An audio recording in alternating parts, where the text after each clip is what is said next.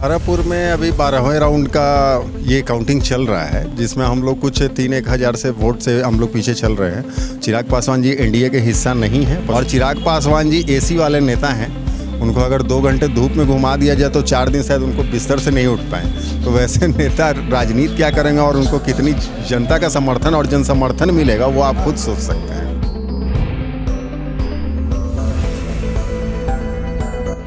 नमस्कार, मेरा नाम फैज़ान, आप देख रहे हैं पब्लिक लाइव। हम लोग मौजूद हैं जेडीयू ऑफिस। 2 सीटों पर काउंटिंग जारी है। कुशेश्वर स्थान में बहुत ज़्यादा लगभग 12,000 वोटों से जेडीयू आगे चल रही है, लेकिन तारापुर में लीड कर रही है अभी आरजेडी, लेकिन बहुत ज़्यादा वोट से आरजेडी लीड नहीं कर रही है। अब देखना ये है कि ये आंकड़ा बदलता है या फिर इसी तरीके से रहेगा।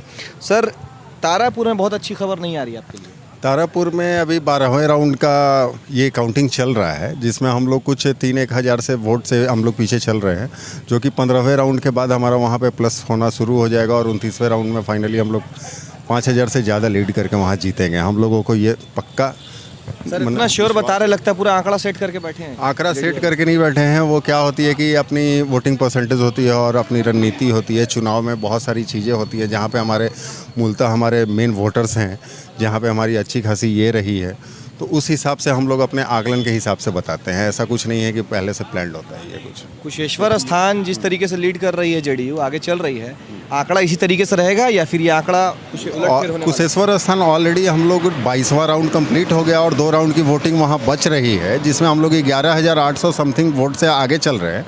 कुशेश्वर स्थान हम लोग जीत चुके हैं और माननीय मुख्यमंत्री जी के नेतृत्व में हम लोग दोनों ही सीट काफ़ी कुशलता के साथ और अच्छी बहुमत के साथ जीतेंगे, क्योंकि इस लोकतंत्र में महागठबंधन नहीं, उनका तो अब आरजेडी के बिहार में अभी पिछले चुनाव में कुछ युवाओं और कुछ इसके वजह से भ्रम फैलाने के वजह से कुछ सीटें आई, बट उनके लिए कहीं जगह नहीं बच गई है।